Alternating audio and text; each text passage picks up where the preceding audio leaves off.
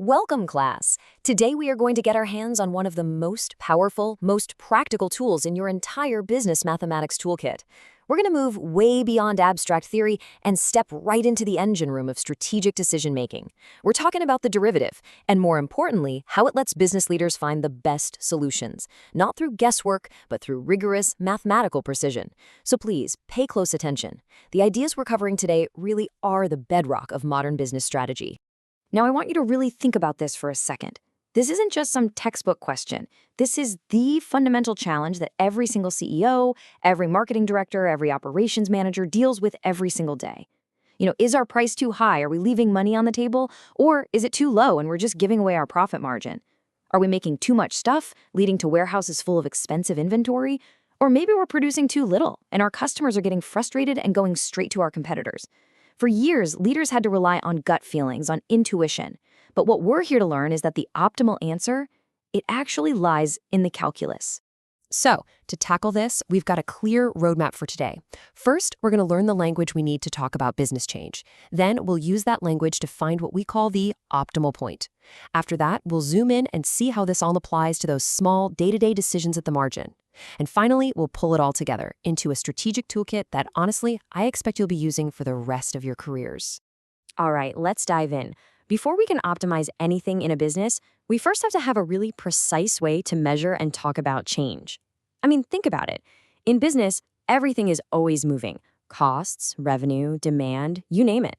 Just looking at the change from one quarter to the next, well, that's not nearly sharp enough for the big decisions. We need a language to talk about this change, not just over a year, but at a single critical moment in time. Okay, so let's get our core definition down. The process is called differentiation. The result of that process is the derivative. And what is the derivative? It is the instantaneous rate of change. And I really, really want to stress that word instantaneous. This is completely different from the average rate of change you learned about in algebra. It's not the change over a month or a week or even an hour. No. It's the rate of change that's happening right this second.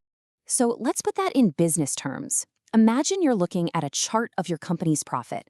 The average change, that just tells you the general slope from the start of the month to the end. But the derivative? It tells you something way more powerful. It tells you that at 2:15 p.m. on Tuesday afternoon, was your profit shooting up? Was it grinding to a halt? Or was it just starting to nosedive? It's basically the speedometer for your business. Okay, so now that we have this tool, this speedometer that can measure instantaneous change, let's put it to its most important use.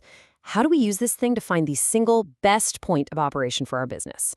This is it. This is the core of why we use differentiation in strategy, optimization. Now, this next analogy is absolutely crucial, so I want everyone to really lock in on this.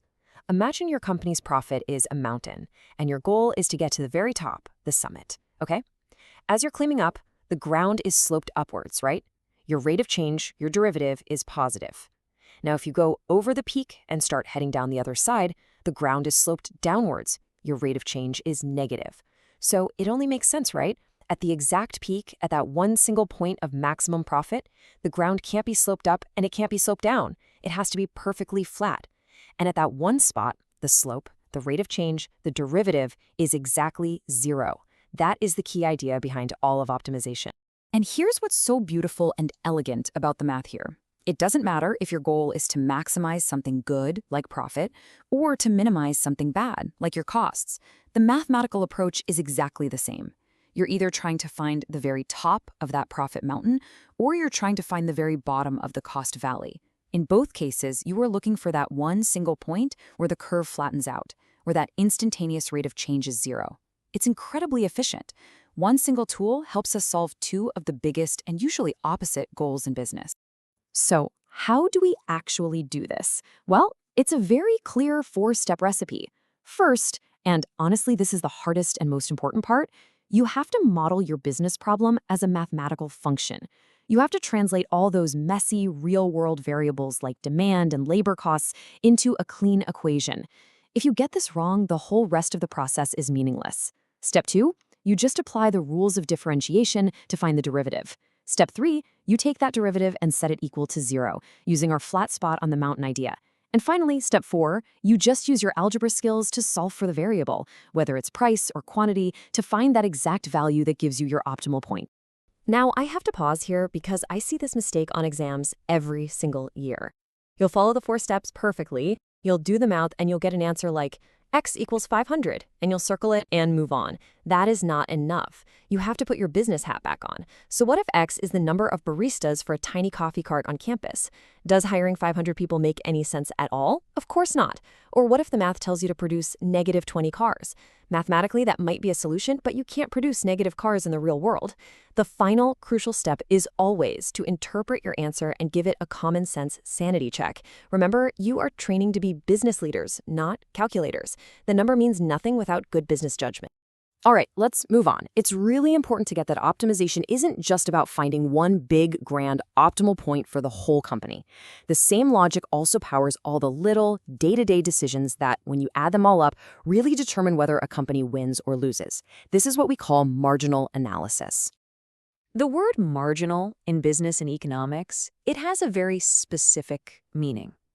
It just means the next one. That's it.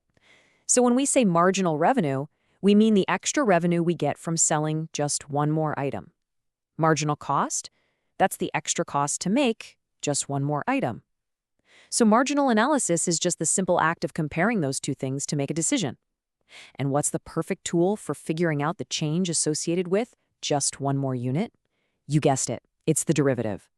Marginal cost is just the derivative of your cost function, and marginal revenue is the derivative of your revenue function. Okay, let's put ourselves in the shoes of a production manager. Look at this table. The question on the table is, should we produce the 101st unit today? Let's break it down. We just finished making unit number 100. The data says our marginal revenue for that one unit was $15. The marginal cost to make it was $10. So we made a quick $5 profit on that specific unit. Easy decision, right? That was a good choice. But now, what about the very next one, unit 101? Well, our forecasts say the marginal revenue is going to drop to $12, and our marginal cost has actually gone up to $15. Maybe we have to pay some overtime.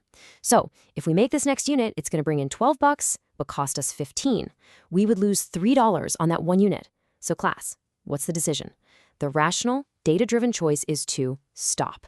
We produce unit 100, but we absolutely do not produce unit 101. That is the power of marginal analysis in action. So let's pull all of this together now. We've gone all the way from a pretty abstract mathematical definition down to a very real, very concrete decision on a factory floor. It is so important that you see these aren't just a bunch of separate math tricks. They're fundamental parts of how a modern business leader needs to think. This right here is what I want you to walk away with today. This is your toolkit. You now have the framework to find the absolute peak of profit and the absolute bottom of costs.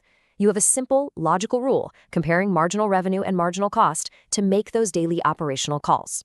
And most importantly, you now get the logic of how to take a bunch of abstract data, run it through a rigorous mathematical process, and come out with a concrete, optimal action that creates real value for a company. That, right there, is the heart of quantitative management.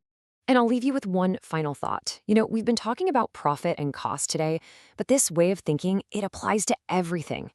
Optimization isn't just a formula you have to memorize for your final exam. It's really a philosophy.